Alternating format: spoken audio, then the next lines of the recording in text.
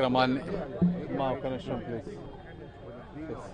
ఈరోజు నామినేషన్ కార్యక్రమాన్ని విజయవంతం చేసినటువంటి తెలుగుదేశం పార్టీ, జనసేన, బీజేపీ నాయకులకు, కార్యకర్తలకు, అదేవిధంగా ఈ కార్యక్రమానికి వచ్చిన గుంటూరు ప్రజలందరికీ కూడా నా మనస్ఫూర్తి కృతజ్ఞతలు. ఎంత ఊహించనటువంటి రెస్పాన్స్ ప్రభంజనంలాగా ఈరోజు వచ్చింది.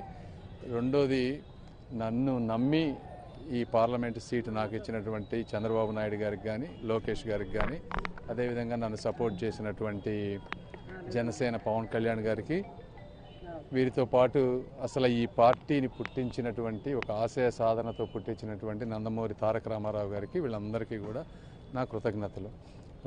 మూడోది, ప్రజలకి దీనివల్ల కొంత ట్రాఫిక్ బ్లాక్ అయ్యి అంతా అయింది. వాళ్ళందరికీ కూడా నేను సారీ చెప్తా ఉన్నాను. కొంతమంది ఇబ్బంది పడి ఉంటారు ఈ ట్రాఫిక్ సమస్యల వల్ల.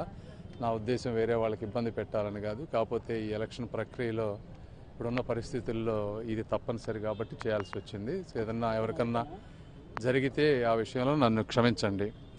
తర్వాత దీనికి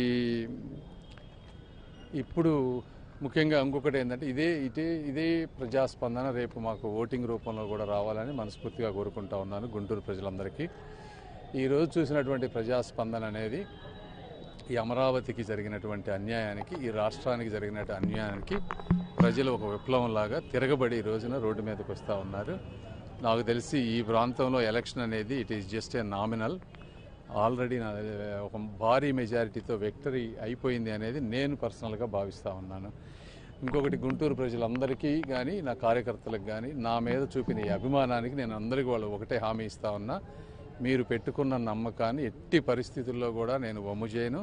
ఇప్పుడే కాదు, నా కంఠంలో ప్రాణం ఉన్నంత వరకు అవినీతి లేకుండా, స్వార్థం లేకుండా, రాగద్వేషాలకు అతీతంగా గుంటూరు ప్రజలకి, ఆంధ్ర రాష్ట్ర ప్రజలకి నా శక్తి మేరకు సహాయం చేస్తానని మనస్ఫూర్తిగా తెలియజేసుకుంటూ సెలవు తీసుకుంటున్నాను.